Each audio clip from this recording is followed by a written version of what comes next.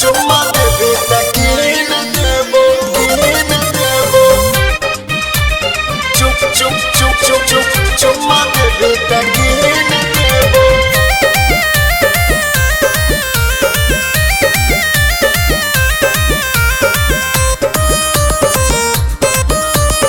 Music by Priyanshu Singh। एक कमर हिलाई के चला ही छोड़ी बीचे बजरिया गे धस गेली रनिया मोर दिल जनिया दिल के भीतरिया गे दिल के भीतरिया गे। एक कमर हिलाई के चला ही छोड़ी बीचे बजरिया गे धस गेली रनिया मोर दिल जनिया दिल के भीतरिया गे।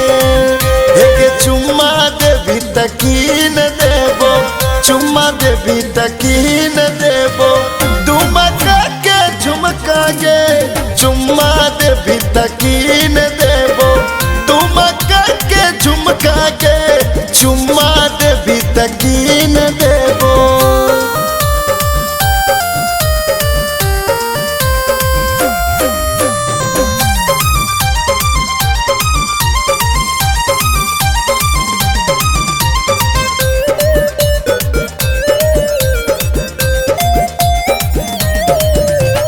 होठवा गुलाबी तोर नैन शराबी से बनियन तो हर गाल गे नागिन के जैसन चला हिरनिया कसम से लागे बवाल गे चुम्मा देबे त कीन देबो। होठवा गुलाबी तोर नैन शराबी से बनियन तो हर गाल गे नागिन के जैसन चला हिरनिया कसम से लागे बवाल गे।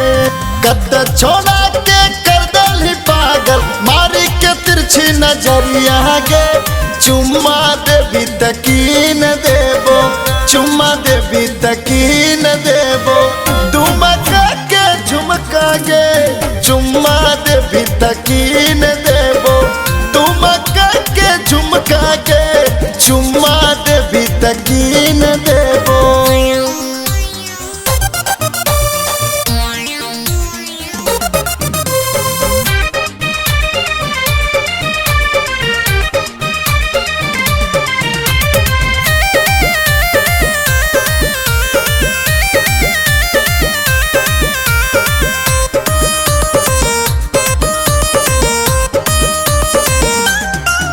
तोरा गुरुआ पहाड़े देखाइबो और हिजला के मेला घुमाइबो टिंकू मधुकर के बुलेट गाड़ी से दुमका हम छोड़ी घुमाइबो गे चुम्मा देबे त कीन देबो। तोरा हिजला के मेला घुमाइबो और गुरुआ पहाड़े देखाइबो टिंकू मधुकर के बुलेट गाड़ी से दुमका के शेर कराइबो।